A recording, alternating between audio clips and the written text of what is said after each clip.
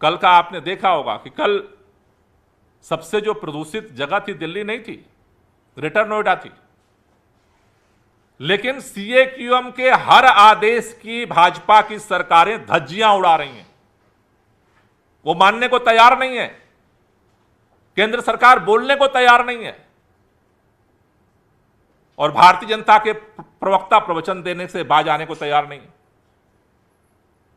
हमने उस समय निवेदन किया था कि दिल्ली के अंदर जो हो रहा है वो एनसीआर में भी लागू कराइए।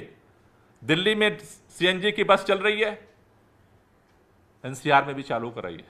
दिल्ली में इलेक्ट्रिक बस चल रही है। मेरे समझ में नहीं आता है, केंद्र में भाजपा की सरकार, उत्तर प्रदेश में भाजपा की सरकार, केंद्र में भाजपा की सरकार, हरियाणा में भाजपा की सरकार, वो इलेक्ट्रिक बस क्यों नहीं खरीद पाते हैं?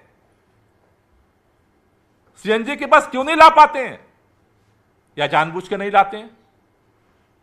दोनों में से एक ही चीज हो सकता है। पैसे की कमी तो केंद्र सरकार के पास भी नहीं है, हरियाणा सरकार के पास भी नहीं है, उत्तर प्रदेश सरकार के पास भी नहीं है। हमने कहा कि दिल्ली में पटाखों पे प्रतिबंध है, दिवाली आने वाली है। आज टिल नाउ, आज तक अभी हरियाणा के अंदर, उत्तर प्रदेश के अंदर पटाखों पे प्रतिबंध नहीं लगाया गया। क्यों नहीं लगाया गया भाई? क्यों नहीं लगाया गया अभी तक? भारतीय जनता पार्टी इसका जवाब क्यों नहीं देना चाहती है? केंद्र सरकार चुप क्यों है? दिल्ली के अंदर 24x7 बिजली सप्लाई हो रही है, जनरेटर सेट बंद है, लेकिन आज की डेट तक पूरे एनसीआर के अंदर जनरेटर सेट चल रहे हैं। और चल इसलिए रहे हैं कि जब घरों की बिजली का कनेक्शन उस जनरेटर से ही है, तो बिजली, अगर जनरेटर बंद हो जाएगा तो बिजली ठप हो जाएगी, लोगों के बल्ब बंद हो जाएंगे। बिजली सप्लाई क्यों नहीं है? और ये एक बार की बात नहीं है, हर बार चर्चा होती है और हर बार वो कान बंद करके निकल लेते हैं। इस बार भी 15 दिन से इस बात के लिए हाथ जोड़ के विनती कर रहा हूं, लेकिन कान पे जू नहीं रेंग रहा है भाजपा की सरकारों पे।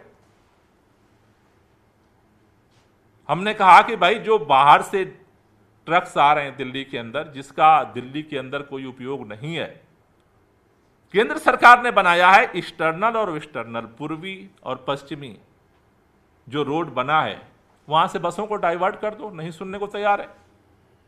क्यों नहीं डाइवर्ट करना चाहते हो भाई?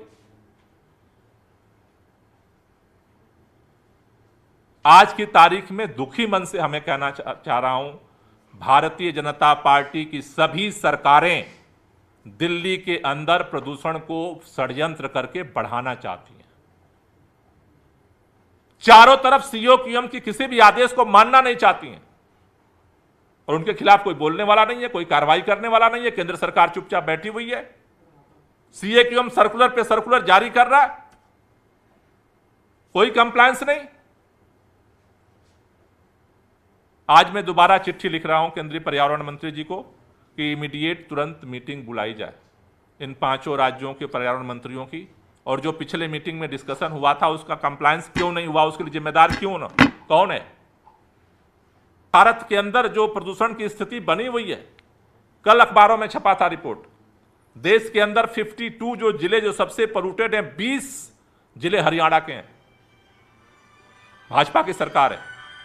सबसे जो पोल्यूटेड जगह है वो ग्रेटर नोएडा है, भाजपा की सरकार है।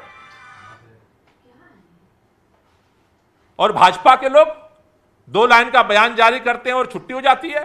केंद्र सरकार की छुट्टी हो जाती है, यूपी सरकार की छुट्टी हो जाती है। कल मैं एक बयान देख रहा था उत्तर प्रदेश के माननीय मुख्यमंत्री योगी आदित्यनाथ जी का। बोले मैंने मोबाइल में देखा वो पंजाब में पराली जल रही है।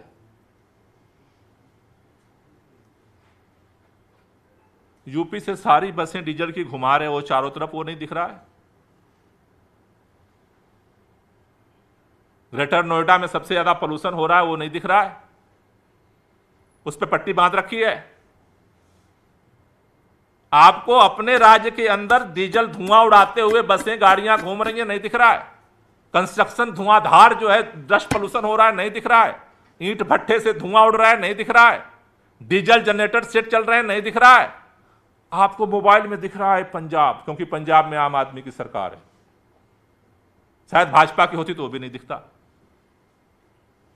उस पर पट्टी लग जाती। शायद उस जो पट्टी लगी उसमें केवल पंजाब दिखता है। अकेली सरकार है आम आदमी पार्टी की जिसने वादा किया था कि पराली को कम करेंगे, और पंजाब के अंदर 50% से ज्यादा पराली कम किया है। काम किया है इसलिए कम हुआ है, अगली बार और भी कम करेंगे। लेकिन एक बात समझना सबको जरूरी है कि ये जो प्रदूषण की समस्या है पूरे उत्तर भारत की समस्या है, सबको सहयोग करना पड़ेगा। और जो जो सरकारें हैं, चाहे आम आदमी की सरकार हो, चाहे कांग्रेस की सरकार हो या भाजपा की सरकार हो, सरकारें बदल जाने से प्रदूषण की समस्या नहीं बदल रही है, इसलिए सबको अपनी जिम्मेदारी निभाना पड़ेगा।